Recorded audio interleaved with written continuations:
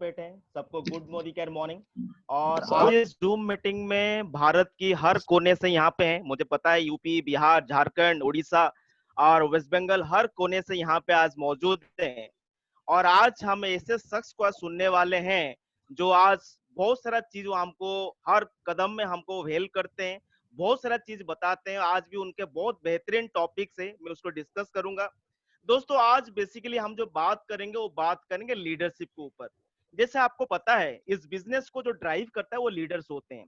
दोस्तों जैसे हम जानते हैं leaders lead by the examples.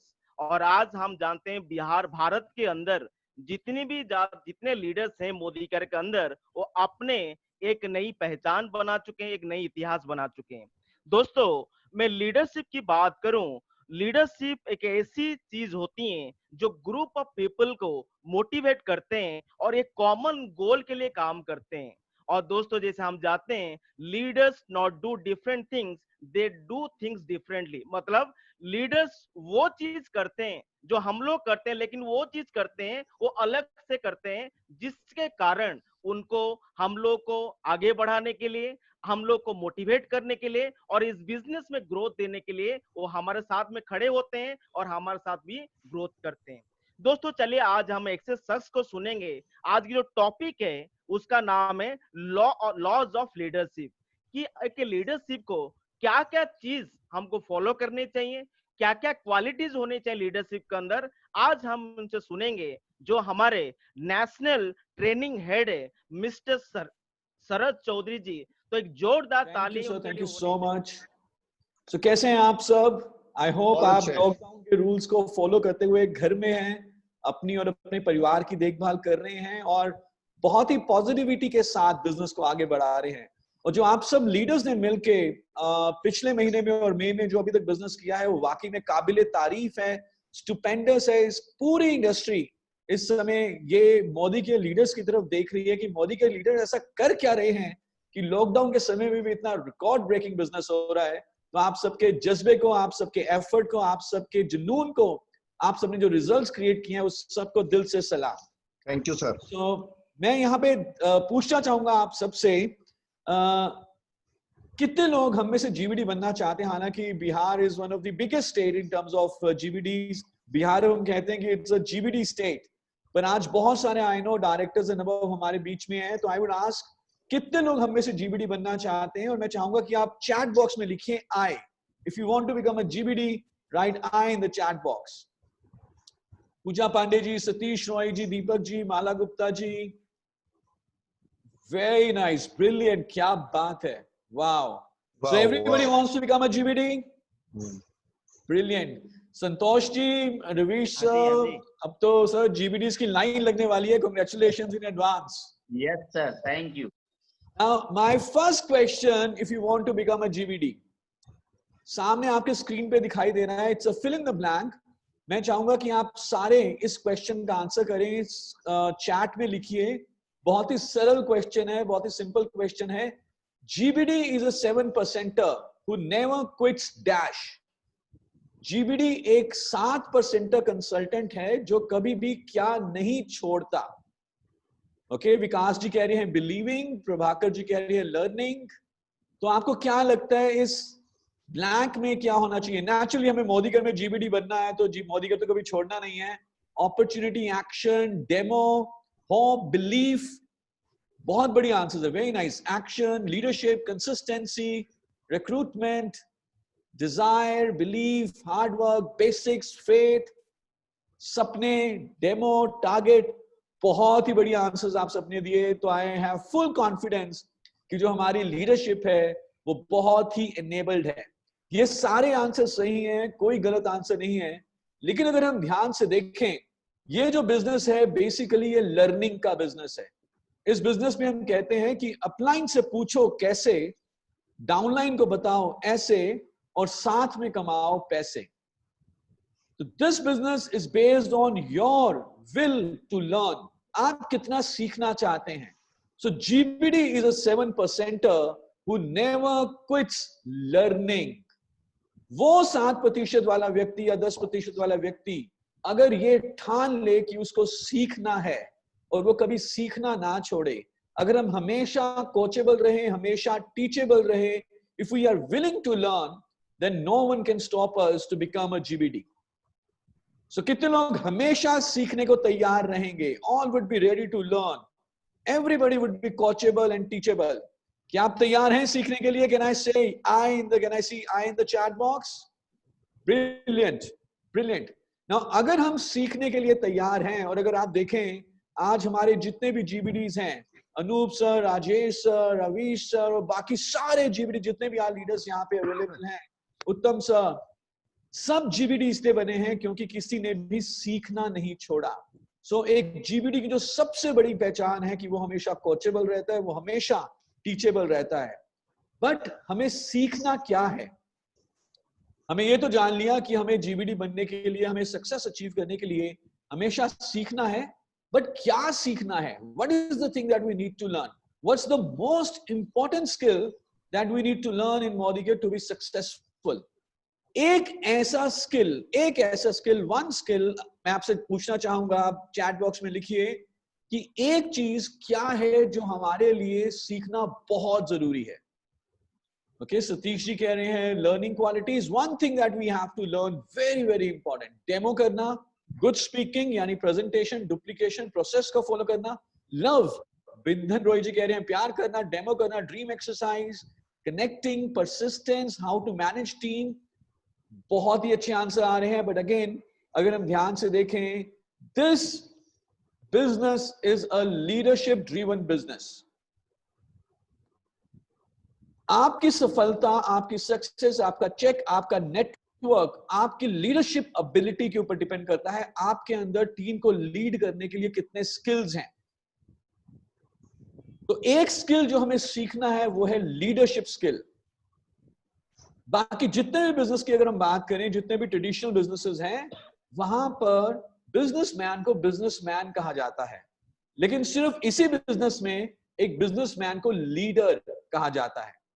So one skill that we have to learn is leadership skills. तो सीखना चाहेंगे लीडरशिप स्किल्स, जानना चाहेंगे लीडरशिप स्किल्स के बारे में. कितने लोग लीडर बनना चाहेंगे? Everyone. Brilliant. So मैं आपको बता दूं, पहले हम लीडर बनेंगे, उसके बाद GBD बनेंगे. ऐसा कभी भी नहीं होगा कि आप पहले GBD बन जाए और बाद में लीडर बने. No, first you will become a leader, then you will become a GBD. And if you are ready to learn, if you're determined to learn about leadership, if you are a student of leadership, अगर आप leadership के हमेशा विद्यार्थी रहें, हमेशा leadership को सीखने के लिए तैयार रहें, तो आप मोदी के अंदर एक बहुत बड़ा मुकाम हासिल कर सकते हैं. और आज के सेशन में हम लीडरशिप के लॉज के बारे में, सिद्धांतों के बारे में, प्रिंसिपल्स के बारे में बात करेंगे. ऐसे कौन से सिद्धांत है, ऐसे कौन से प्रिंसिपल्स, ऐसे कौन से लॉज हैं लीडरशिप के, जिनको यदि हम सीख लें तो हम एक बहुत बड़ी टीम बना सकते हैं. और अभिषेक जी आप एकदम सही कह रहे हैं, reader is a leader, a leader is a reader. Very nice. Now we gonna talk about 10 laws, 10 ऐसे सिद्धांत लीडरशिप के जो हमारे मोदी के बिजनेस में एकदम खरे उतरेंगे. तो क्या आप तैयार हैं इन लॉज के बारे में जानने के लिए? शुरू करें? जो भी आज आपको जानने को मिलेगा, आप किसी को बताएंगे तो नहीं? बाहर जाके किसी से शेयर तो नहीं करेंगे? सबके साथ शेयर करेंगे हम लोग. Very nice. Okay. Okay. The first law of leadership. The first law of leadership is called law of the lid. Law of the lid. Now ये lid क्या है? What is lid? Lid का मतलब होता है ढक्कन या कैप या एक ऊपरी सीमा या पोटेंशियल कितना है या मैक्सिमम कितना ग्रो कर सकते हैं. लिड इज द बाउंड्री और द कैप और द कैपिंग या ऊपरी सीमा. So law of the lid ये कहता है कि हमारी सफलता, हमारा चेक, हमारे नेटवर्क का साइज, इसके ऊपर भी एक लिड है, इसके ऊपर भी एक कैप है, इसके ऊपर भी एक ढक्कन है. जहां पर लिड है सिर्फ वहीं तक हमारा सक्सेस जा सकता है, उसके ऊपर नहीं जाएगा. और लिड किस चीज की है? लिड है हमारी लीडरशिप एबिलिटी की, लिड है हमारी स्किल्स की, लिड है कि हमें कितना लीडरशिप के बारे में मालूम है, कितने अच्छे तरीके से हम टीम को लीड कर सकते हैं. सो this law says that everything rises and falls on leadership. यानी कि आपकी सफलता आपकी लीडरशिप एबिलिटी के ऊपर ही डिपेंड करती है। अगर हम ध्यान से देखें, मोदी केयर में सबके लिए प्रोडक्ट्स एक समान है, मोदी केयर में सबके लिए सिस्टम एक समान है, मोदी केयर में सर्विसेज एक समान है, everything is equal, so it's a equal opportunity business. लेकिन फिर भी कोई नेटवर्क तेजी से ग्रो करता है, कोई नेटवर्क थोड़ा स्लो ग्रो करता है। डिपेंड करता है कि जो नेटवर्क को लीड कर रहे हैं उनके अंदर नेतृत्व की क्षमता कितनी है। तो लॉ ऑफ द लीड का मतलब यह है कि आपका बिजनेस उतना ही बड़ा होगा जितने आपके अंदर नेतृत्व करने की क्षमता है। मान के चलिए 1 से लेकर 10 तक on a scale of 1 to 10, let's say किसी की जो क्षमता या किसी की जो एबिलिटी है लीड करने की वो है 5। सो अगर मेरी एबिलिटी 5 है तो लीड कहां पर है? लीड है 5 पर। तो इसका मतलब क्या हुआ कि जो मेरा बिजनेस है वो मैक्सिमम 4 या 5 हो सकता है, जहां पर लीड है मैक्सिमम वहां तक जाएगा, इसके ऊपर नहीं जा सकता। बिकॉज जो लीड है वो 5 पर है, जो एबिलिटी है वो 5 पर है, तो मेरा बिजनेस मैक्सिमम 4 या 5 पे जाएगा, इसके ऊपर नहीं जाएगा। बट अच्छी चीज ये है, जो ये लॉ कहता है वो ये है कि आप अपनी लीडरशिप लीड को ग्रो करके ऊपर लेके जा सकते हो। अभी अगर मैं 5 पे हूं तो मैं सीख कर 6, 7, 8 या 9 पे भी जा सकता हूं, और जैसे जैसे मेरी लीडरशिप लीड ऊपर जाएगी वैसे वैसे वैसे मेरा बिजनेस भी ऊपर जाएगा। ना इस लॉ को और अच्छे तरीके से समझने के लिए let me give you some examples. So कितने लोग एप्पल के बारे में जानते हैं? एप्पल कंपनी के बारे में जानते हैं? कितने लोग जानते हैं एप्पल के बारे में? एप्पल के फोन आते हैं, आईफोन, एप्पल आई मैक वगैरह, आप सब जानते हैं, iTunes. No, Apple is the number 1 company in the world. सबसे बड़ी जो कंपनी है पूरी दुनिया में, जो सबसे बड़ी कंपनी है वो है एप्पल। और एप्पल की शुरुआत की थी एक व्यक्ति ने जिनका नाम है स्टीव जॉब्स। अभी उनका देहांत हो चुका है, लेकिन 1980 में उन्होंने एप्पल की शुरुआत करी। स्टीव जॉब्स के ऊपर कई सारी किताबें लिखी गई हैं। लीडरशिप की जब बात होती है तो सबसे पहले बात कहीं ना कहीं स्टीव जॉब्स की होती है। तो स्टीव जॉब्स एक ऐसे लीडर रहे जिनकी जो लीडरशिप एबिलिटी है वो 10 के लेवल पे है, टॉप लेवल पे है, 10 के लेवल की उनकी लीडरशिप एबिलिटी थी। तो स्टीव जॉब्स ने जब एप्पल की शुरुआत करी तो पहले कुछ साल एप्पल बहुत तेजी से आगे बढ़ी। एक क्रांति के रूप में एप्पल सामने आई और सारी कंपनियों को डर बैठ गया और एप्पल जो है बहुत तेजी से आगे बढ़ जाएगी, क्योंकि स्टीव जॉब्स की एबिलिटी, लीडरशिप एबिलिटी बहुत हाई थी। और हम में जानते हैं जितनी ज्यादा क्षमता लीडर में होती है उतना ही बड़ा बिजनेस होता है। कुछ सालों के बाद स्टीव जॉब्स को एप्पल छोड़नी पड़ी, अपनी ही कंपनी उन्होंने छोड़ दी कुछ सालों के बाद। और जैसे ही स्टीव जॉब्स एप्पल से बाहर निकले, एप्पल की लीडरशिप एबिलिटी गिर गई, एप्पल की जो लीडरशिप क्षमता थी वो गिर गई, और कोई दूसरे लीडर आए जिनमें इतनी क्षमता नहीं थी जितनी स्टीव जॉब्स में है। तो धीरे धीरे धीरे एप्पल डी ग्रो करना शुरू हो गई, और हालात यहां तक भी आ गए कि एप्पल बंद होने की कगार पर आ गई। लेकिन फिर 12 साल के बाद स्टीव जॉब्स वापस आए एप्पल में, और जैसे स्टीव जॉब्स एप्पल में वापस आए, क्योंकि स्टीव जॉब्स की क्षमता बहुत ऊंची थी लीडरशिप के मामले में, तो उन्होंने कई सारे नए प्रोडक्ट्स लॉन्च किए, जैसे कि iPhone, I tunes, I store open किए, आई मैक के कई सारे नए वेरिएंट्स निकाले, कई सारे प्रोसेसर्स लेकर आए, और स्टीव जॉब्स की लीडरशिप में एप्पल नंबर 1 कंपनी बन गई। सो ऐसा क्या हुआ एप्पल में? जब स्टीव जॉब्स थे लीडर तब एप्पल तेजी से ग्रो कर रही थी, जब स्टीव जॉब्स लीडर नहीं रहे एप्पल डी ग्रो करना शुरू हो गई, और जब स्टीव जॉब्स वापस आए दोबारा से एप्पल ग्रो कर गई। So this is the law of the lead. ये सिद्धांत काम में किया एप्पल में कि सफलता उतनी बड़ी होगी जितनी बड़ी आपके अंदर नेतृत्व की क्षमता है। कितने लोग सौरव गांगुली जी को जानते हैं? हम सारे जानते हैं इंडिया की क्रिकेट टीम में क्या हुआ। इंडिया की क्रिकेट टीम मैच फिक्सिंग के स्कैंडल के बाद एकदम टूटी बिखरी हुई थी, लेकिन जब सौरव गांगुली को कैप्टन बनाया गया तो इंडिया की टीम दोबारा से एकजुट हो गई, और वर्ल्ड कप में 2001 के वर्ल्ड कप, 2003 वर्ल्ड कप में फाइनल में भी पहुंची। खिलाड़ियों को नहीं बदला गया, ऑफिशियल्स को नहीं बदला गया, खेलने के रूल नहीं बदले गए, लेकिन क्या बदला? लीडर बदला। एक ऐसा लीडर आ गया इंडिया की टीम में जिसकी नेतृत्व करने की क्षमता बहुत ऊंची थी, और हम जानते हैं लॉ ऑफ द लीड यही कहता है कि जितना बढ़िया लीडर की नेतृत्व करने की क्षमता उतना बड़ा बिजनेस। एक और एग्जांपल लेंगे, अब हम ज्यादा दूर नहीं जाएंगे, अब हम बात करते हैं मोदी केयर की। मोदी केयर आप सब जानते हैं, मोदी केयर की शुरुआत हुई साल 1996 में। हमारे फाउंडर हैं श्री समीर मोदी जी, और समीर मोदी जी की जो लीडरशिप एबिलिटी है वो भी up to the level of 10 के लेवल पे है। और जब मिस्टर समीर मोदी जी ने मोदी केयर की शुरुआत की तो मोदी केयर बहुत तेजी से आगे बढ़ी। One of the fastest growing company थी मोदी केयर शुरू के कुछ सालों में। लेकिन फिर कुछ कारणों से मोदी जी को भी मोदी केयर छोड़नी पड़ी, वो एक्टिव लीडरशिप में नहीं रहे मोदी केयर की। और जब समीर मोदी जी मोदी केयर की एक्टिव लीडरशिप में नहीं थे तो मोदी केयर की जो ग्रोथ थी वो भी स्लो हो गई। ग्रोथ तो कर रही थी लेकिन उतनी तेजी से नहीं कर रही थी जितनी मिस्टर समीर मोदी जी के लीडरशिप के अंडर थी। एग्जैक्टली 12 साल के बाद, अब से 4 साल पहले, समीर मोदी जी मोदी केयर में वापस आए। और जैसे ही समीर मोदी जी मोदी केयर में वापस आए, मोदी केयर की स्पीड 100 गुना हो गई। और अब मोदी केयर मिस्टर समीर मोदी जी की लीडरशिप में सबसे तेजी से बढ़ने वाली डायरेक्ट सेलिंग कंपनी है अक्रॉस द ग्लोब। तो ऐसा क्या हुआ मोदी केयर में? प्रोडक्ट्स भी वही थे, कंसल्टेंट लीडरशिप भी वही थी, एम्प्लॉइज भी वही थे, सिस्टम्स भी वही थे, लेकिन क्यों मोदी केयर अब सबसे तेजी से बढ़ने वाली कंपनी बनी?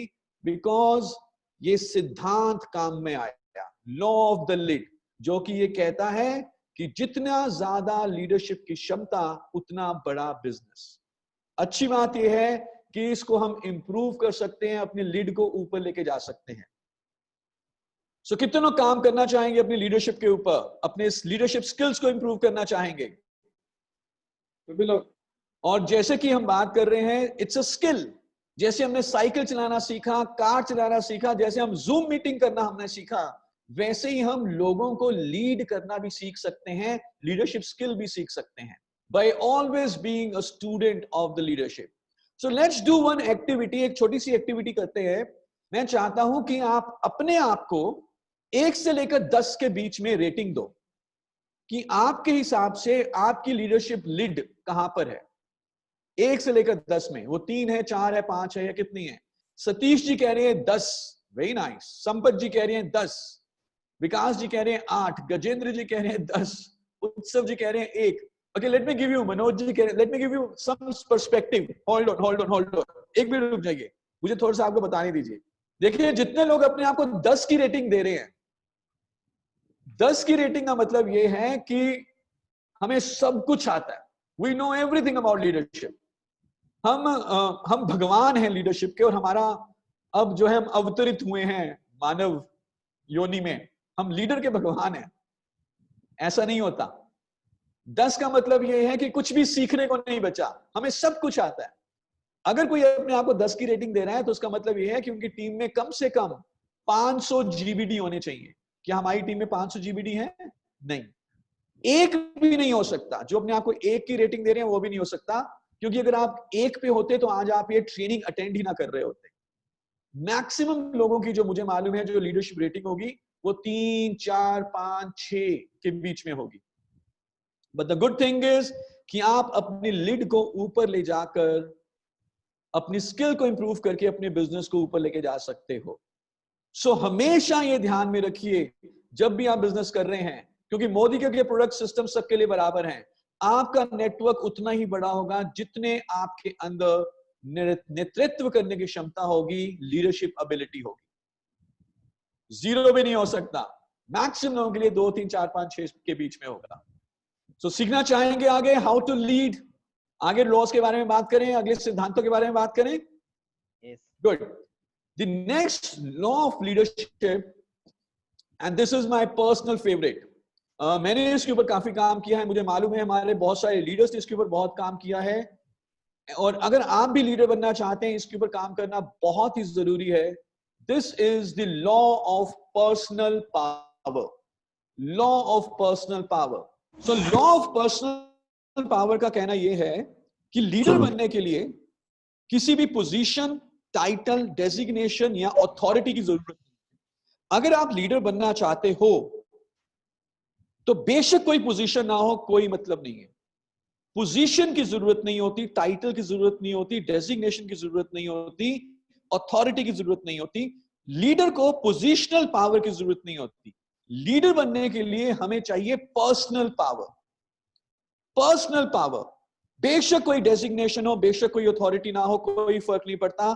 अगर आप में पर्सनल पावर है तो आप लीडर हैं।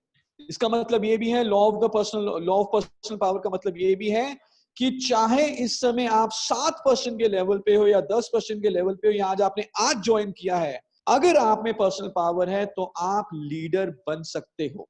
Now what is personal power? Personal power का मतलब क्या है? विकास जी बहुत अच्छा लिखा आपने, personal power is as ruby. Personal power का मतलब है लोगों को इन्फ्लुएंस करना या प्रभावित करना। लीडर वही है जो लोगों को प्रभावित कर सकता है या इन्फ्लुएंस कर सकता है। और प्रभावित करने के लिए पोजीशन, डेजिग्नेशन, टाइटल की जरूरत नहीं है। प्रभावित करने के लिए पर्सनल पावर होना चाहिए। गीता जी लिख रहे हैं Amitabh Bachchan, absolutely. So let me share some examples. Amitabh Bachchan और अभिषेक बच्चन, दोनों में से ज्यादा बड़े लीडर कौन है? दोनों में ज्यादा बड़े लीडर हैं अमिताभ बच्चन जी। अभिषेक बच्चन जी के पास बचपन से पोजीशनल पावर थी। अमिताभ बच्चन जी के पास पोजीशनल पावर नहीं थी, लेकिन अमिताभ बच्चन जी के पास अभिषेक बच्चन जी के मुकाबले पर्सनल पावर ज्यादा है। So that is why Amitabh Bachchan ji is a bigger leader. Let me give you one more example. जो मैं आपको ये एग्जाम्पल दे रहा हूं वो सिर्फ इस लॉ को समझने के लिए है, इस प्रिंसिपल को समझने के लिए है। मैं पॉलिटिक्स में विश्वास नहीं रखता, तो ये एग्जाम्पल्स को आप पॉलिटिकल एग्जाम्पल मत समझिएगा। This is just an example to learn about this law. क्या मैं बता सकता हूं ये एग्जाम्पल? पॉलिटिक्स में मेरा कुछ वो नहीं है, तो आप गलत नहीं समझिएगा ना। मुझे बताएं, हमारे देश के प्रधानमंत्री कौन है? Who is the principal of our who is the prime minister of our country? Narendra Modi ji. Narendra Modi ji के बारे में हम ये जानते हैं कि वो बहुत ही साधारण से परिवार से थे, बहुत स्ट्रगल करके वो आगे बढ़े, और कोई पोजिशनल पावर नहीं थी उनके उनके परिवार में, कोई भी व्यक्ति पॉलिटिक्स में नहीं था, लेकिन आज वो हमारे देश के सबसे बड़े नेता हैं। लेकिन नरेंद्र मोदी जी के विपक्ष में जब हम बात करते हैं, उनके विपक्ष में सबसे बड़े नेता कौन है? उनके ऑपोजिशन में सबसे बड़े नेता कौन है? राहुल गांधी। नरेंद्र मोदी जी के ऑपोजिशन में जो सबसे बड़े नेता हैं वो है राहुल गांधी। राहुल गांधी जी के पास पोजिशनल पावर है। उनके परदादा हमारे देश के पहले प्रधानमंत्री रहे, उनकी दादी हमारे देश की प्रधानमंत्री रही, उनके पिताजी हमारे देश के प्रधानमंत्री रहे, उनकी माता जी कांग्रेस की सबसे बड़ी लीडर हैं। तो शायद जब वो नाश्ता खाना करते हो तो उनके डाइनिंग टेबल पे पॉलिटिक्स की बातचीत होती हो। बचपन से उनके पास पोजीशनल पावर है, लेकिन फिर भी वो नरेंद्र मोदी जितने बड़े लीडर अभी तक नहीं बने, क्योंकि उनके पास अभी उतनी बड़ी पर्सनल पावर नहीं है जितनी बड़ी पर्सनल पावर नरेंद्र मोदी जी के पास है। राहुल गांधी जी पोजीशन होते हुए भी इन्फ्लुएंस नहीं कर सके जितना इन्फ्लुएंस, जितना प्रभावित नरेंद्र मोदी जी कर पाते हैं। So this is the difference. This is the difference. MS Dhoni जब कैप्टन नहीं रहे फिर भी वो इन्फ्लुएंस करते थे, प्रभावित करते थे, क्योंकि उनके पास पर्सनल पावर है। So अगर आप लीडर बनना चाहते हैं, हमें ये नहीं सोचना कि पहले मैं GBD बन जाऊं, पहले क्राउन बन जाऊं, फिर मैं लीडर बनूं, फिर मैं लोगों को इन्फ्लुएंस करूं। नो, अगर आप में पर्सनल पावर है तो आप लीडर हैं। हमारा जो बिजनेस है ये दबाव का बिजनेस नहीं है। हम किसी को भी दबाव देके ज्वाइन नहीं करा सकते, किसी को जबरदस्ती ज्वाइन या काम नहीं करवा सकते। हम ज्वाइन करा सकते हैं प्रभाव से, प्रभावित करके। और प्रभावित कौन कर सकता है? प्रभावित वही कर सकता है जिसमें पर्सनल पावर हो। Now let me give you some examples, क्योंकि this is a very very critical law to understand. कितने लोगों ने लगान मूवी देखी है? लगान मूवी कितने लोगों ने देखी है? लगान मूवी जो आई थी पहले, आमिर खान की लगान। से yes in the chat box अगर आपने लगान मूवी देखी है, चैट बॉक्स में लिखिए यस। ब्रिलियंट। सो लगान मूवी सबको ध्यान है, तो मैं आपको आगे चल के जितने भी एग्जांपल्स दूंगा लगान मूवी के ही दूंगा। नो, लगान मूवी का पहले मैं आपको थोड़ा सा पृष्ठभूमि बता देता हूं, थोड़ा सा बैकग्राउंड बता देता हूं कि लगान मूवी में हुआ क्या। तो लगान मूवी में एक गांव था, बड़ा गरीब सा गांव था, सूखा पड़ा हुआ था, बारिश आ नहीं रही थी, और अंग्रेज जो है गांव वालों से लगान लेते थे, लेकिन उस गांव में एक राजा था और उस गांव में एक सरपंच था। राजा के पास पोजीशन थी, अथॉरिटी थी, टाइटल था, डेजिग्नेशन था। सरपंच के पास भी पोजीशन थी, अथॉरिटी थी। राजा और सरपंच दोनों के पास पोजीशनल पावर थी, पर क्या दोनों में से कोई लीडर बन पाया असली मायने में? क्या दोनों में किसी के पास करेज था कि वो अंग्रेजों के साथ लड़े और उनके कहें कि लगान माफ करो? दोनों के पास, बेशक राजा हो बेशक सरपंच हो, पोजीशन थी, लेकिन पर्सनल पावर नहीं थी। लेकिन उसी गांव में एक लड़का था। क्या नाम था उस लड़के का? मामूली से घर से था, भुवन। भुवन नाम था। भुवन के पास कोई पोजीशन, कोई टाइटल, कोई डेजिग्नेशन, कोई अथॉरिटी नहीं थी। वो तो एक मामूली लड़का था उस गांव का। उसके तो पिताजी भी नहीं थे, गरीब सा उसका परिवार था। भुवन के पास पोजीशन नहीं थी, लेकिन भुवन के पास पर्सनल पावर थी। और क्योंकि भुवन के पास पर्सनल पावर थी, तो वो अंग्रेजों के अगेंस्ट खड़ा हो पाया कि मैं गांव वालों को लगान से मुक्ति दिलाऊंगा, आजादी दिलाऊंगा। और वो फिर गांव का लीडर बन के सामने आया। सो लीडर बनने के लिए ध्यान रखिए, पोजीशनल पावर नहीं चाहिए। लीडर बनने के लिए क्या चाहिए? क्या मैं सुन सकता हूं? Personal power. नो, ये पर्सनल पावर जैसे कि हमने बात की, इसका मतलब है लोगों को प्रभावित करना, इन्फ्लुएंस करना। कैसे आप लोगों को इन्फ्लुएंस कर सकते हो, कैसे अपने अंदर पर्सनल पावर बिल्ड कर सकते हो, ये एक बहुत बड़ा टॉपिक है। आज हम थ्योरी की बात कर रहे हैं, लेकिन हमारी जो ये वर्कशॉप है, ये एक फुल डे की वर्कशॉप है, 8 घंटे की वर्कशॉप है। और जैसे ही लॉकडाउन खत्म होगा, हम इस वर्कशॉप को एक बढ़िया से होटल में करेंगे और हम उसमें आपको बहुत सारे आइडियाज, टिप्स, रोल प्लेस और गेम्स के थ्रू कैसे लोगों को प्रभावित करना है, कैसे पर्सनल पावर बिल्ड करनी है, ये हम सीखेंगे। तो आना चाहेंगे उस वर्कशॉप में जब लॉकडाउन खत्म होगा? आना चाहेंगे? Sure sir. ब्रिलियंट। Yes, सो sir. अगर आप में पर्सनल पावर है तो आप लीडर हैं, and let's build that personal power. Let's go to the law number 3, तीसरा सिद्धांत लीडरशिप का, और इसे हम कहते हैं law of collective vision. Law of collective vision. The keyword here is collective. Vision के बिना तो कोई, वो क्या है? Collective vision. का पर्सनल विजन नहीं होता। सिर्फ एक लीडर या एक व्यक्ति जो स्वार्थी है, सिर्फ अपने बारे में सोच रहा है, उसका सिर्फ अपने लिए विजन है, वो कभी भी लीडर नहीं बन सकता। एक व्यक्ति तभी लीडर बनेगा जब वो, उसका जो विजन है वो सबके लिए है, पूरे समूह के लिए, पूरे ग्रुप के लिए, पूरे टीम, पूरे नेटवर्क या पूरे गांव के लिए है। मुझे बताएं, अगर कोई व्यक्ति आपके सामने आए और आपसे कहे मैं आपका लीडर हूं, आप मेहनत करो, खून पसीना बहाओ, लॉकडाउन के रूल्स को फॉलो मत करो, जाके काम करो, जितना ज्यादा मेहनत करोगे, काम करोगे, उतनी बड़ी गाड़ी मेरे पास आएगी। क्या आप उस व्यक्ति को अपना लीडर मानोगे? बिल्कुल भी नहीं, क्योंकि वो सिर्फ अपने लिए सोच रहा है। उसका जो विजन है, उसका जो गोल है, वो सिर्फ अपने लिए है, वो स्वार्थी है। लीडर सिर्फ अपने लिए नहीं सोचता। जैसे संतोष जी ने भी पहले बोला शुरू में इंट्रोडक्शन में कि एक कलेक्टिव, एक सबका इकट्ठा जो गोल है, तो एक लीडर का एक कलेक्टिव विजन होना चाहिए, बड़ा विजन होना चाहिए। बड़ा इन द सेंस कि लोगों के लिए होना चाहिए। उसकी जो दूरदृष्टि हो वो ग्रुप के लिए, टीम के लिए, नेटवर्क के लिए, लोगों के लिए हो, ना कि सिर्फ अपने लिए हो। और अगर आप लीडर बनना चाहते हैं, इस बात को ध्यान में रखिए कि आपको ये कलेक्टिव विजन आपकी बातों में, आपकी बॉडी लैंग्वेज में, आपके बिहेवियर में, आपके एक्शन में आना चाहिए। अगर लोगों को लगेगा कि यार ये व्यक्ति सिर्फ अपने बारे में सोच रहा है, तो वो कोई भी आपको फॉलो नहीं करेगा, आपकी टीम में लोग नहीं जुड़ेंगे। लेकिन आपको अपने लिए बात नहीं करनी, आपको लोगों के लिए बात करनी है, आपको लोगों के लिए काम करना है। Leadership is not easy, let me tell you.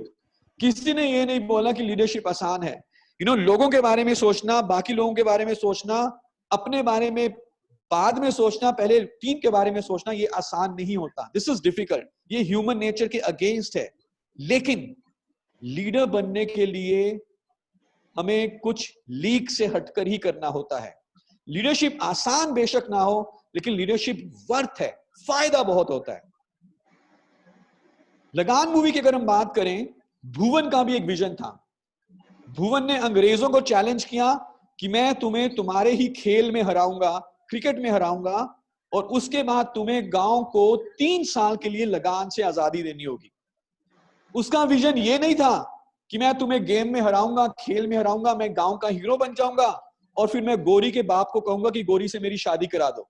No, उसका विजन ये था कि मैं गांव वालों को 3 साल के लिए लगान से मुक्ति दिलाना चाहता हूं। और इसीलिए वो गांव का लीडर बना, क्योंकि वो अपने बारे में नहीं सोच रहा था, वो गांव के बारे में सोच रहा था। ना कितने लोग जानते हैं, हम में से कितने लोग जानते हैं कि समीर मोदी जी का विजन क्या है? कौन बताएगा? समीर मोदी जी का विजन क्या है? मोदी केयर का विजन क्या है? उषा जी, एब्सोल्युटली राइट, आजादी। और वो आजादी, जो वो विजन समीर मोदी जी का है, वो उनका अपना पर्सनल सेल्फिश विजन है? वो सिर्फ अपने लिए आजादी चाहते हैं या सबके लिए आजादी चाहते हैं? मोदी केयर्स के लिए आजादी चाहते हैं? हर हिंदुस्तानी के लिए, हर हिंदुस्तानी के लिए। सो एवरीबडी नोज कि ये जो हमारे लीडर है मिस्टर समीर मोदी जी, ये अपने लिए बात नहीं कर रहे, इनफैक्ट वो अपने पैसे को दांव पे लगा देंगे हम सबकी आजादी के लिए, आपकी आजादी के लिए, सारे मोदीकेरियंस की आजादी के लिए, कि हम आगे बढ़े। And that is why he is a true leader. और तभी आज मोदी केयर इतनी तेजी से ग्रो कर रही है। सो हम भी जब अपना नेटवर्क को आगे बढ़ाएं, हम भी जब अपने ग्रुप को आगे बढ़ाएं, हम कलेक्टिव विजन की बात करें, हम लोगों की बात करें, हमारे हाव भाव में, हमारे बातों में, हमारे शब्दों में, हमारे बिहेवियर में ये झलकना चाहिए कि हमारे लिए टीम पहले है, लीडर के लिए टीम पहले होती है और खुद की सफलता बाद में आती है। पहले जो भी हमें काम करना है वो टीम की ग्रोथ के लिए काम करना है। गुड, चलें आगे। जा रहे सब कुछ सर के ऊपर से? Okay, so let's move forward. Now the law number 4, and this is again very, very important, and this is called law of confidence. Law of confidence, confidence in fact, एक लीडर की जो सबसे बड़ी quality है वो है confidence. एक व्यक्ति जिसमें कॉन्फिडेंस ना हो, आत्मविश्वास ना हो, वो कभी भी लीडर नहीं बन सकता। अगर आपको लीडर बनना है तो जो एक क्वालिटी आपके अंदर होनी चाहिए वो है कॉन्फिडेंस। और कॉन्फिडेंस हम किस मायने में बात कर रहे हैं? सबसे पहले कॉन्फिडेंस का मतलब होता है कि आप अपने शब्दों के ऊपर टिके रहेंगे। जो आपने डिसाइड किया है, जो आपने डिसीजन लिया है, आप उसके ऊपर टिके रहेंगे, चाहे लोग आपको प्रोत्साहित करें या ना करें, चाहे लोग आपको एनकरेजमेंट दें या रिजेक्शंस आपको मिले, कोई आपको फर्क नहीं पड़ना चाहिए। जो आपका डिसीजन है वो आपका डिसीजन है, और आपको अपने डिसीजन में अपने ऊपर कॉन्फिडेंस होना चाहिए। लीडर 2-3 लोगों की ना सुनकर अपने काम से पीछे नहीं हटता, वो टिका रहता है, अडिग रहता है। जितने भी लीडर्स आप देखें, चाहे वो पॉलिटिकल लीडर्स हो, चाहे वो स्पोर्ट्स के लीडर्स हो, वगैरह वगैरह, आप देखेंगे कि हर लीडर को हर एक व्यक्ति से साथ नहीं मिलता। इनफैक्ट ज्यादातर लीडर्स को पहले ना मिलती है। महात्मा गांधी जी को भी तो कितनी लाठियां खानी पड़ी थी साउथ अफ्रीका में। हमारे प्रधानमंत्री जो भी डिसीजन लें, चाहे वो लॉकडाउन करें तब भी गालियां सुनेंगे, लॉकडाउन हटाएंगे तब भी गालियां सुनेंगे। तो लीडर को हमेशा हाँ सुनने को नहीं मिलता, लेकिन लीडर अपने डिसीजन के ऊपर टिका रहता है। उसको ये कॉन्फिडेंस होता है अपने ऊपर कि जो हमने डिसीजन लिया है वो सही है। Now let's go to the movie Lagaan. और आपको उसमें एक सीन याद होगा कि जब भुवन ने अंग्रेजों को चैलेंज किया कि मैं तुम्हें तुम्हारे खेल में हराऊंगा, और भुवन अंग्रेजों को चैलेंज करने के बाद गया गांव वालों के पास कि गांव वालों, मैंने मोदी को ज्वाइन, मैं अंग्रेजों को हराऊंगा उनके ही खेल में, और हमें 3 साल के लिए लगान से मुक्ति मिलेगी।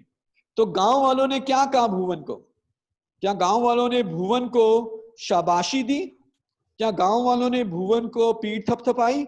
क्या गांव वालों ने भुवन को बोला कि वेल डन, आपने बहुत अच्छा किया? नहीं, गांव वालों ने भुवन को डांटा।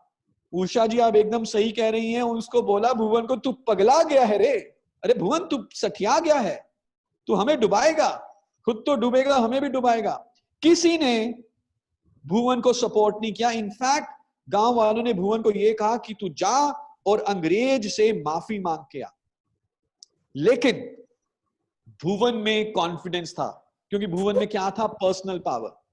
भुवन ने कहा कि मैं अंग्रेजों से माफी नहीं मांगूंगा, जो मैंने डिसीजन लिया है वो सही लिया है। भुवन ने जो भी ना सुनी, जितनी भी रिजेक्शंस भुवन को सुनने को मिली, भुवन ने उन रिजेक्शंस को अपना एलाय यानी कि अपना साथी बना लिया, अपना हथियार बना लिया, अपना दोस्त बना लिया। उन ना को, उन नहीं को, उन रिजेक्शंस को अपना साथी बना लिया। एलाय का मतलब होता है साथी। लीडर जितनी ना सुनता है उतना ज्यादा वो सपोर्ट होता है, उतना ज्यादा वो मजबूत होता है। तो भुवन भी अपनी बात के ऊपर टिका रहा, भुवन ने कॉन्फिडेंस दिखाया। और हमारे साथ भी ऐसा बहुत बार होगा, और आई एम श्योर होता भी है, हुआ भी होगा आपके साथ, कि जब आपने पहली बार मोदी को ज्वाइन किया और आप गए अपने परिवार वालों के पास और आपने अपने माता जी को, पिताजी को, अपने भाई बंधु को, अपने दोस्तों को बताया कि मैं मोदी का ज्वाइन करके आया हूं और अब मैं यहां से आजादी अचीव करूंगा, तो क्या आपके फैमिली, फ्रेंड्स, रिलेटिव्स ने आपको सपोर्ट किया? कितने लोगों ने आपको बोला कि very good, very well done, हम आपके साथ हैं? क्या ऐसी आपको एनकरेजमेंट मिली? नहीं। उन्होंने बोला दिमाग खराब हो गया तुम्हारा, कहां फंस गए हो तुम, कैसा बिजनेस कर रहे हो, इस तरह के बिजनेस में कुछ नहीं होता। और ये चीज सबको सुनने को मिलती है, सबको सुनने को मिलती है। लेकिन जो व्यक्ति में पर्सनल पावर होती है, जो व्यक्ति में लीडरशिप क्वालिटी है, जिस व्यक्ति में कॉन्फिडेंस होता है, वो टिक जाता है ना सुनने के बावजूद। जिसमें कॉन्फिडेंस नहीं होता वो 2, 3, 5, 6 ना सुनने के बाद हट जाता है, खत्म हो जाता है। आप सब यहां पे इसलिए हो क्योंकि आपने भी रिजेक्शन सुनने के बाद अपने विजन के ऊपर कॉन्फिडेंस रखा। और ये हमें लगातार रखना होगा, क्योंकि हमें बिजनेस में रिजेक्शंस आते ही आते हैं। अगर हर कोई हाँ बोलता रहे तो बात ही क्या है? तो हर कोई करोड़पति, अरबपति बन जाए, आपका ड्राइवर भी अरबपति बन जाएगा, पर ऐसा होता नहीं है। सफल वही व्यक्ति होता है जो ना सुनने के बावजूद आगे बढ़ता रहता है, which means we need to have confidence, जिगरा, ना सुनने का जिगरा चाहिए। भुवन में वो जिगरा था, वो नहीं गया राजा के पास माफी मांगने, और वो कॉन्फिडेंट रहा, टिका रहा अपने अपने डिसीजन के ऊपर। पर कभी कभी ऐसा होगा, आप अपने दिल में भी झांक के देखिए, शायद हर सिचुएशन में हम कॉन्फिडेंट महसूस ना करें। हर लीडर के पास हर प्रॉब्लम का आंसर नहीं होता। कभी कभी ऐसा होता है कि वो लीडर भी नर्वस हो जाता है, वो लीडर भी कंफ्यूज हो जाता है, बहुत बार ऐसा होता है। लेकिन वो कंफ्यूजन या वो नर्वसनेस हमारे चेहरे पे नहीं आनी चाहिए। और जैसे कि मिस्टर समीर मोदी जी कहते हैं, अगर आप तीसरी लाइन पढ़ें, this is a very very important line, fake it till you make it. अगर हम इस समय कॉन्फिडेंट महसूस नहीं कर रहे, कोई दिक्कत नहीं है, जरूरी नहीं है कि हमेशा हमारे पास हर चीज का आंसर हो। अगर हम इस समय कॉन्फिडेंट महसूस नहीं कर रहे, तो क्या हम एटलीस्ट कॉन्फिडेंट तरीके से चल सकते हैं, सीना अपना चौड़ा कर सकते हैं, एक कॉन्फिडेंट व्यक्ति की तरह एक्टिंग कर सकते हैं, बोल सकते हैं जैसे कॉन्फिडेंट व्यक्ति बोलता है? क्या हम अपने कॉन्फिडेंस को कुछ समय के लिए फेक कर सकते हैं? क्योंकि जब हम उस बॉडी लैंग्वेज में आ जाएंगे, उस हाव भाव में आ जाएंगे, उन शब्दों को प्रयोग करना शुरू कर देंगे जो एक कॉन्फिडेंट व्यक्ति प्रयोग करता है, तो आप देखेंगे कि आप अंदर से कॉन्फिडेंट होना शुरू हो जाएंगे। So fake it till you make it. एक सीक्रेट जानना चाहेंगे कि क्यों कोई व्यक्ति आपकी टीम ज्वाइन करेगा? जानना चाहते हैं क्यों कोई भी व्यक्ति आपकी टीम ज्वाइन करेगा? अनु पांडे जी, आप एकदम सही कह रहे हैं, खुद को जीबीडी फील करें। Fake it till you make it का मतलब है कि जब तक आप जीबीडी ना बने, एटलीस्ट तब तक खुद को आप जीबीडी महसूस करना शुरू करें और वैसा ही काम करना शुरू करें, उतना ही मेहनत, उतने ही घंटे लगाएं, उतने ही बढ़िया तरीके से लीड करें जैसे आज हमारे जीबीडी लीडर्स लीड कर रहे हैं। सो कितने लोग जानना चाहेंगे एक सीक्रेट कि क्यों आपको टीम आपकी ज्वाइन करती है? बहुत ही सिंपल, साधारण सा सीक्रेट है, लेकिन बहुत पावरफुल है। आपकी टीम में लोग इसलिए नहीं आएंगे कि मोदी केयर में बहुत सारा पैसा है। आपकी टीम में लोग इसलिए भी नहीं आते हैं कि मोदी केयर में विश्व स्तरीय उत्पाद मौजूद हैं। आपकी टीम में लोग इसलिए आएंगे क्योंकि उनको मालूम है कि इस व्यक्ति में कॉन्फिडेंस है अपने ऊपर और मोदी केयर के ऊपर। पहली चीज जो आपके प्रोस्पेक्ट्स देखते हैं वो आपका कॉन्फिडेंस देखते हैं। हम अगर मोदी केयर में बिजनेस पे आउट को, इनकम पे आउट को 62% से बढ़ाकर लेट्स से 90% भी कर दें या 120% कर दें, लेकिन अगर आप में कॉन्फिडेंस नहीं होगा तो बेशक हम 120% पे आउट कर दें, लोग आपको ज्वाइन नहीं करेंगे। पर यदि आप में कॉन्फिडेंस है, तो जब हमारे पास सिर्फ 6-8 प्रोडक्ट थे, तब से लेकर हमारे बहुत सारे लीडर्स बिजनेस करते आ रहे हैं जो मोदी केयर में सिर्फ 8 प्रोडक्ट थे। So people will join you because of your confidence.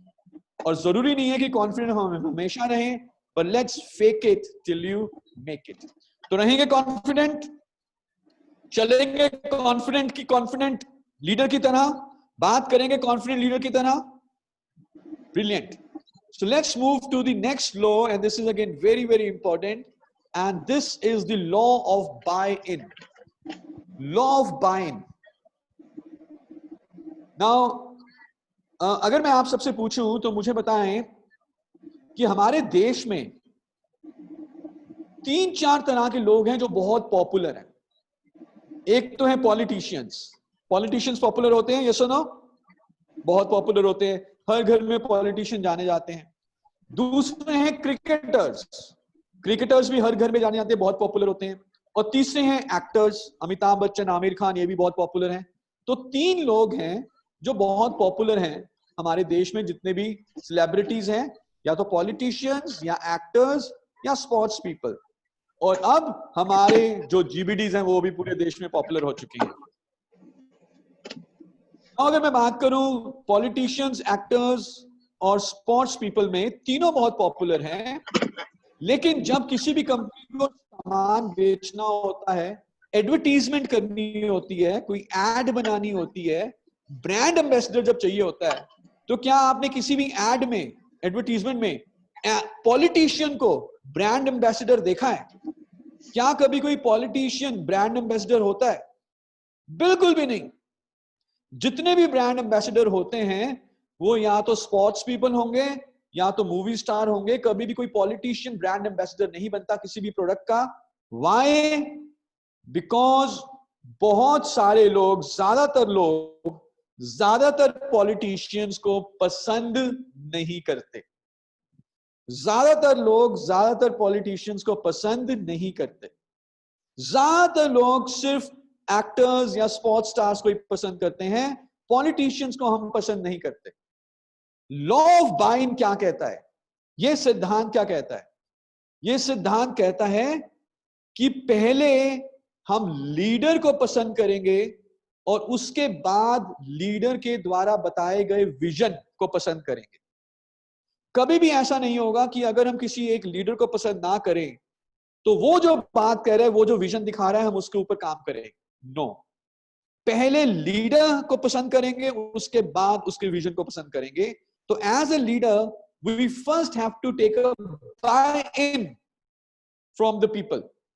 Leader को अपने विजन से पहले, अपनी सोच से पहले अपने ऊपर विश्वास लोगों का लेना पड़ता है।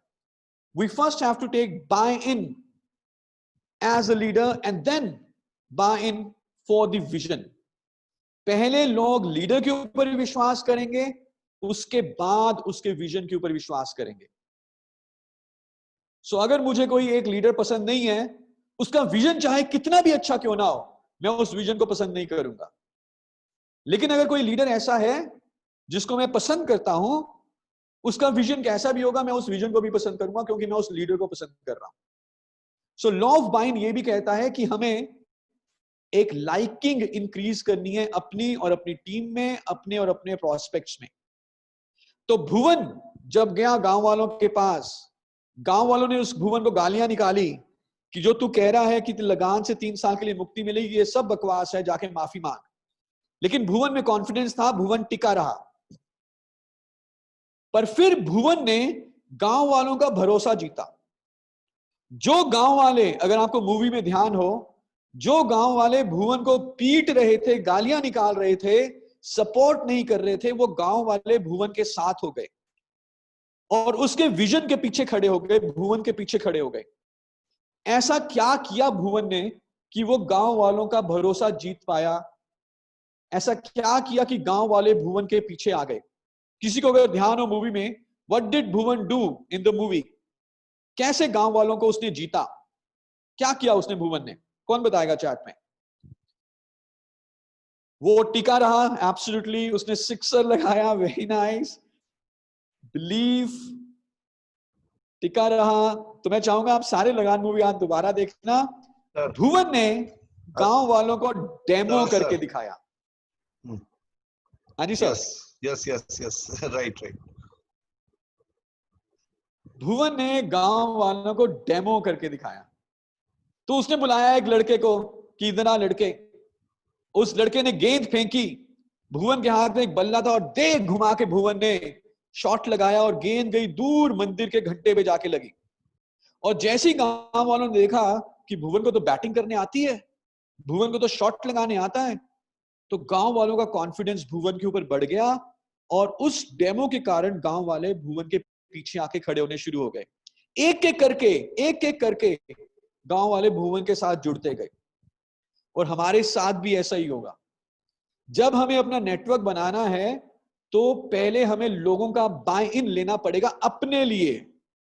जब लोग हमारे ऊपर विश्वास करेंगे, हमारे ऊपर भरोसा करेंगे, तो उसके बाद जो हम विजन दिखा रहे हैं, मोदी केयर से आजादी, तो उस विजन के ऊपर भी वो काम करेंगे। और इसके लिए शायद हमें भी डेमो दिखाने पड़े, इसके लिए शायद हमें भी स्टेज पे खड़े होके प्लान दिखाना पड़े, हमें भी ये बताना पड़े, लोगों को ये दिखाना पड़े कि हमें ये काम करना आता है। जैसे कि हम एग्जांपल देते हैं कि हमारा खुद का पेट तो है बाहर 6 महीने, और हम लोगों को कहें ग्रीन टी पी लो पतले हो जाओगे, क्या लोग हमारी ग्रीन टी खरीदेंगे अगर हम खुद ही मोटे हो? नो। हम खुद थके हुए हो, कोई एनर्जी ना हो, कोई स्टैमिना ना हो हमारे में, और हम कहें भाई साहब ये जिनसेंग ले लो आपको बहुत ताकत मिलेगी, और हम थके हुए हैं, क्या वो हमसे जिनसेंग खरीदेंगे? नो। अगर मैं खुद एनर्जेटिक हूं, पैशनेट हूं, और फिर मैं कहूं जिनसेंग लो, तो वो मेरे से जिनसेंग लेंगे। मैं खुद फिट हूं और फिर मैं कहूं मेरे से ग्रीन टी लो, वो मेरे से ग्रीन टी लेंगे, बिकॉज वो देखेंगे कि जो मैं बोल रहा हूं मैंने खुद अचीव किया है, मुझे आता है। So this is the law of buying. और अगर आप ये कर लें, अगर लोगों का विश्वास आप में हो जाए, तो आप जो भी विजन दिखाओ, जो भी उनको मोदी का प्रोडक्ट बताओ, उसको वो खरीदते हैं। सो जीतेंगे लोगों का बाय इन।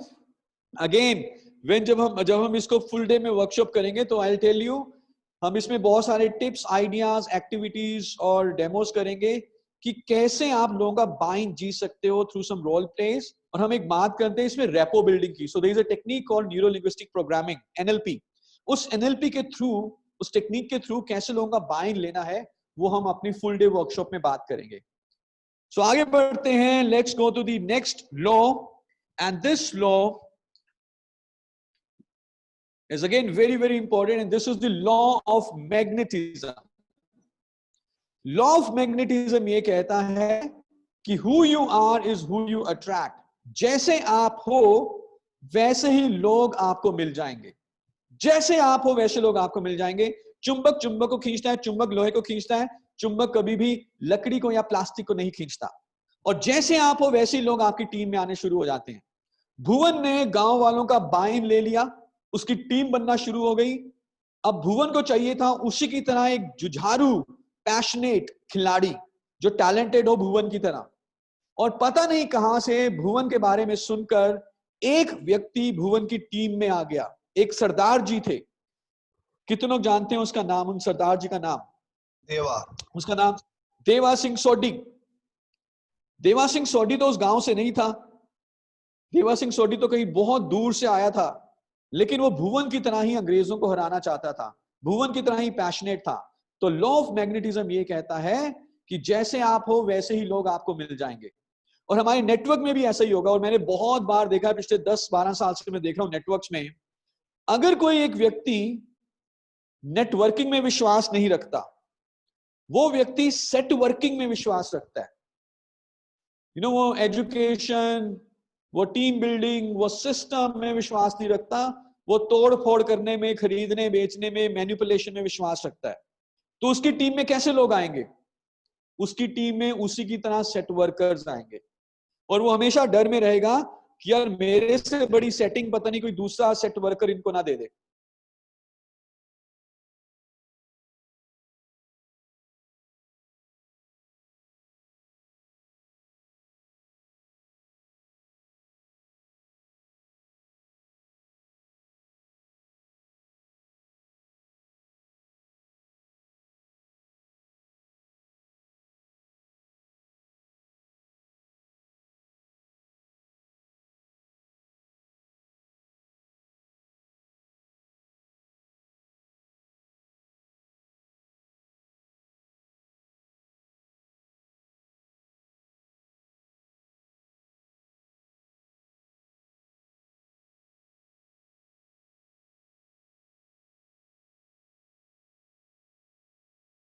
लीडर कोच नहीं है, लीडर कैप्टन है। कोच बाहर बैठता है छाया में और बाहर से बताता है ऐसे कर लो, वैसे कर लो, ऐसे कर लो, वैसे कर लो। लेकिन जो लीडर है, वो कैप्टन है, वो मैदान में टीम के साथ पसीना बहाता है, खेलता है और सिखाता भी है। अगर मैं आपको यहां पे डिस्टिंग करूं, कोच है कंपनी की मैनेजमेंट। फॉर एग्जाम्पल कंपनी के एरिया मैनेजर, कंपनी के ट्रेनर्स, ये आपके कोच हैं। हम मैदान में आपकी तरह पसीना नहीं बहा रहे। लेकिन कैप्टन है आपके जीवीडीज, जो मैदान में है आपके साथ, सुबह शाम काम करते हैं, होम मीटिंग्स करते हैं, जूम मीटिंग करते हैं, और वो आपको सिखाते भी हैं। सो अगर आपको लीडर बनना है वाकई में, तो आपको कोच नहीं, आपको कैप्टन बनना है। लगान मूवी की बात करें तो कोच कौन था लगान मूवी में? कोच था वो अंग्रेज की सिस्टर, जिसने क्रिकेट कैसे खेलना है वो सिखाया। लेकिन भुवन था कैप्टन। वो हर सुबह 5 बजे अपनी टीम के साथ उड़ जाता, मोटिवेट भी करता कि हम लगान से मुक्ति पा सकते हैं, और अपनी टीम के साथ प्रैक्टिस भी करता। तो आपने वो गाना सुना होगा इस मूवी का, हम अपने सेमिनार्स में भी बहुत बार बजाते हैं, बार बार हाँ हो तैयार, हाँ उनकी अपनी जीत हो उनकी हार। हाँ, सुना है आपने गाना? तो उस गाने में भुवन अपनी टीम के साथ प्रैक्टिस कर रहा है मैदान में, सबसे आगे खड़े होके, because he is the captain. So leader is a captain. Leader अपनी टीम के साथ पसीना बहाता है, सीखता है और सिखाता है और मेहनत करता है। और जैसे कि मैंने बोला, एम्पावरमेंट का मतलब है 2 चीजें, motivation and ability. Santosh ji, आप मेरी बात को सुन पा रहे हो? आपसे एक प्रश्न पूछ सकता हूं? Santosh, are you here? Anoop sir. Yes sir. एक पूछिए सर। अनूप सर, एक क्वेश्चन कर सकता हूं? If you can hear me. Yes sir, please. Okay Anoop sir, for example, let's say I motivate you for 1 full month. पूरे 1 महीने के लिए मैं आपको मोटिवेट करता हूं कि सर आप हेलीकॉप्टर उड़ा सकते हो, so you can fly a helicopter. So आप में वो क्षमता है सर, आप में वो टैलेंट है, आप कर सकते हो सर, आप हेलीकॉप्टर उड़ा सकते हो। और मैं आपको पूरा मोटिवेशन करके, पूरा मोटिवेट करके 1 महीने के बाद हेलीकॉप्टर में बिठा दूं, क्या आप हेलीकॉप्टर उड़ा पाओगे? No sir. No sir. Absolutely not. लेकिन अगर मैं आपको मोटिवेट करने के साथ साथ हर रोज 5 घंटे के लिए हेलीकॉप्टर उड़ाने की प्रैक्टिस भी कराऊं, हर रोज ट्रेनिंग दूं, प्रैक्टिस कराऊं, तो 1 महीने के बाद आप मोटिवेटेड भी हो और आपने ट्रेनिंग भी ली है, आपको प्रैक्टिस भी की है कि आप हेलीकॉप्टर उड़ा लोगे। यस। एब्सोल्युटली। तो एक लीडर का काम यह है कि वो अपनी टीम का वाई तो क्लियर करता है, लेकिन अपनी टीम को डेमो करना भी सिखाता है, अपनी टीम को प्लान दिखाना सिखाता है, प्रेजेंटेशन कैसे करनी है वो सिखाता है, ऑर्डरिंग कैसे करनी है वो सिखाता है। और यही काम भुवन ने भी किया। उसने सिर्फ ये नहीं बोला कि चलो मैच खेलने चलें, उसने प्रैक्टिस भी कराई, and that is why he become a leader. So let's focus on empowerment. And now let's move to the law number 8. Again, very, very important. And this is the law of persistence. Law of persistence बहुत ही सरल शब्दों में इसका मतलब यह है कि लगातार लगन से लगे रहो। क्योंकि जीवन में और क्रिकेट में और बिजनेस में उतार चढ़ाव आएंगे। जब चढ़ाव है, जब सब कुछ सही जा रहा है, जब सब कुछ बढ़िया जा रहा है, तो लीडरशिप एबिलिटी की बहुत ज्यादा जरूरत नहीं होती। लेकिन जब समय मुश्किल है, जब उतार है, जब ठहरा हुआ है, जब बिजनेस मुश्किल है या खेल मुश्किल है या जीवन मुश्किल है, उस समय लीडरशिप एबिलिटी की क्षमता की जरूरत है। और लॉ ऑफ परसिस्टेंस का मतलब यह है कि चाहे समय ठीक ना हो, लेकिन लगातार लगन से लगे रहो। पूरी मूवी का जो मेरा सबसे फेवरेट सीन है और जहां से इस लॉ के बारे में हमें बहुत बड़ी सीख मिलती है, और जो मैंने सीखा है अपनी लीडरशिप से भी इस समय में, तो आपको भी ध्यान होगा कि जब अंग्रेज बैटिंग कर रहे थे तो कोई आउट ही नहीं हो रहा था। 200 रन की पारी होगी अंग्रेजों की, कोई आउट नहीं हुआ। जो अंग्रेजों का कैप्टन था उसने खूब छक्के लगाए, लेकिन भुवन क्योंकि लीडर था उसने परसिस्ट किया, वो हार नहीं माना, वो लगातार लगन से लगा रहा, कोशिश करता रहा। बेशक सामने वाली टीम का कोई खिलाड़ी आउट नहीं हो रहा था। अचानक से एक खिलाड़ी रन आउट हुआ, फिर भुवन कचरा को लेकर आया बॉलिंग पे और कचरा ने हैट्रिक मारी, 3 खिलाड़ी एकदम से आउट हो गए।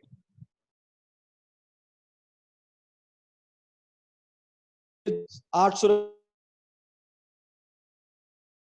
लगन से लगा रहा। तो लीडर को यह मालूम है that tough times do not last but tough people do। बुरा समय हमेशा नहीं रहता, लेकिन जो व्यक्ति अंदर से मजबूत है वो टिका रहता है। तो अभी जैसे है, बहुत मुश्किल हालात हैं, कई बिजनेसेस खत्म हो चुके हैं, लेकिन मोदी केयर की मैनेजमेंट ने, मोदी केयर की लीडर्स ने ये ठाना कि यार हम टिके रहेंगे, हम कुछ ना कुछ करते रहेंगे। और अब जैसे जैसे लॉकडाउन इंप्रूव हो रहा है, आप देख रहे हो कि मोदी केयर का बिजनेस और खुल के आ रहा है। इनफैक्ट मुझे ये मालूम है कि जो हमने लॉकडाउन में बिजनेस करके दिखाया, आप सब की परसिस्टेंस के कारण, जब लॉकडाउन हटेगा बिजनेस का सैलाब, बाढ़ आने वाली है। हमारा हर महीना, मई का महीना पिछले मई से बहुत बड़ा हो चुका है। हम मार्च से ज्यादा बिजनेस मई के महीने में कर रहे हैं। So this is stupendous and this is only working because of the persistence. So बुरे समय में भी अगर थोड़ा बुरा समय है तो टिके रहे। जब आप पटना से मुजफ्फरपुर जाएंगे, हम दिल्ली से जब चंडीगढ़ जाते हैं, तो हर समय जो गाड़ी है वो 100 किलोमीटर पे नहीं चलती। कभी कभी एक्सीडेंट भी हो जाता है रास्ते में कईयों का, कभी ब्रेक मारनी पड़ती है, कभी जाम होता है, पर लगे रहो मंजिल पे पहुंच जाते हैं। This is the law of persistence. Let's go to the law number 9, and if you want to become a leader, इस लॉ को ध्यान से सुनना। मैं चाहूंगा कि एक बार सारे सीधे बैठ जाएं, लेटे मत, थोड़ा सा अपनी कंधों को हिला लें, थोड़ा गर्दन को हिला लीजिए, थोड़ा सा चुस्ती दुरुस्ती में आ जाएं। एक बार सारे खड़े हो सकते हैं जहां भी बैठे हैं, because this law is very very important। सारे खड़े हो जाएं। मैं जरा सबका व्यू चेंज कर लेता हूं जिससे कि मैं सब लोगों को देख पाऊं। I would want everybody to stand up और थोड़ा सा अपने कंधों को हिलाइए। सो तैयार है, एक्टिव है, जानना चाहेंगे इस लॉ के बारे में? क्योंकि अगर आपने इस लॉ को सीख लिया तो you will become a super leader. Jitendra Kumar ji, thank you so much, आप बैठ सकते हो। So this law is law of trust. Law of trust, leader के ऊपर लोगों का ट्रस्ट होता है, और ये ट्रस्ट लीडर को क्रिएट करना है, अर्न करना है बाय डिजाइन। बाय डिफॉल्ट ये ट्रस्ट नहीं आता लोगों का। लीडर को अर्न करना होता है, गेन करना होता है बाय डिजाइन। क्योंकि जब तक लोगों का ट्रस्ट लीडर के ऊपर नहीं है, तब तक लीडर की दिखाई गई डायरेक्शन के ऊपर लोग एग्जीक्यूशन नहीं करते। एग्जीक्यूशन तभी होगा डायरेक्शन के ऊपर जब लोगों का ट्रस्ट होगा। और ट्रस्ट गेन करने के लिए सिर्फ 2 तरीके हैं, only 2 ways. First, competence. Competence का मतलब होता है क्षमता, काम करना आना चाहिए। तो अगर आप चाहते हो कि लोग आपकी बात को सुने और आपकी बात को माने, तो आप कॉम्पिटेंट बनो, यानी कि निपुण बनो। जो व्यक्ति अपने कार्य क्षेत्र में निपुण होता है, जो व्यक्ति अपनी फील्ड में एक्सपर्ट बन जाता है, लोग उसकी बात को मानते हैं। सो क्यों आज सौरव गांगुली की बात को लोग मानते हैं, क्यों सचिन तेंदुलकर की बात को लोग मानते हैं, क्यों विराट कोहली की बात को लोग मानेंगे? क्योंकि वो अपने कार्य क्षेत्र में निपुण हैं। सो कॉम्पिटेंस का मतलब होता है क्षमता। तो आपको भी प्लान दिखाना आना चाहिए बढ़िया तरीके से, प्लान की बारीकियां मालूम होना चाहिए, स्ट्रक्चर मालूम होना चाहिए, कैसे बढ़िया तरीके से मुनाफा कमाना है, डेमोस के बारे में पता होना चाहिए, मीटिंग ऑर्गेनाइज करना आना चाहिए, छोटी मीटिंग हो बड़ी मीटिंग हो सब कुछ पता होना चाहिए। So you should be an expert in Modicare if you want to become a leader. Second is ethics. Ethics का मतलब है values या principles, या बहुत ही सरल शब्दों में अगर मैं कहूं तो honesty. जिस व्यक्ति में ये दो चीजें हैं वो competent है और उसमें ethics है, competence भी है ethics भी है, वो व्यक्ति लीडर बन जाता है। उस व्यक्ति के ऊपर ऑटोमेटिकली लोगों का ट्रस्ट आ जाता है। सो लगान मूवी में एक सीन है, अगर आपको ध्यान हो, जब गांव वालों की टीम बैटिंग कर रही थी तो 8 विकेटें गिर चुकी थी, बहुत बुरी हालत थी, हारने वाली थी। भुवन और एक ईसर काका थे जो कि बैटिंग कर रहे थे। भुवन ने शॉट मारा, भागा और भुवन जाके गिर गया और रन आउट होने वाला था भुवन। तो ईसर काका ने देखा जो दूसरे छोर पे खड़े थे कि भुवन रन आउट होने वाला है, तो ईसर काका ने फिर क्या किया? ईसर काका भागे, भुवन को धक्का दे दिया और खुद रन आउट हो गए और अपनी विकेट का सैक्रिफाइस कर दिया, लेकिन भुवन को बचा लिया, भुवन को आउट नहीं होने दिया। और जब ईसर काका बाहर गए तो गांव वालों ने ईसर काका को कहा वेल डन, पीठ थपथपाई कि आपने एकदम सही काम किया। क्यों गांव वालों ने ईसर काका को बधाई दी कि भुवन को बचा लिया, बेशक खुद आउट हो गया? क्यों? वाई? क्योंकि गांव वालों का भरोसा, ट्रस्ट भुवन के ऊपर था। गांव वालों को मालूम था कि जब तक भुवन मैदान में है तब तक भुवन मैच जिता सकता है, क्योंकि भुवन में दो चीजें थी। पहली, भुवन में था कॉम्पिटेंस, वो अपने कार्य क्षेत्र में यानी कि बैटिंग और क्रिकेट में निपुण था, उसको बैटिंग करने आती थी। तो गांव वालों को मालूम था कि यार इसमें क्षमता है मैच जिताने की। ईसर काका में उतनी क्षमता नहीं।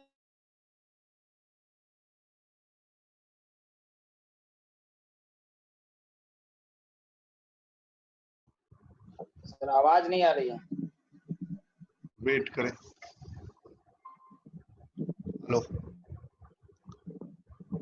शरद सर, वेट करिए, कोई बात नहीं, 2 मिनट वेट करिए, सारे लोग पेशेंस रखिए।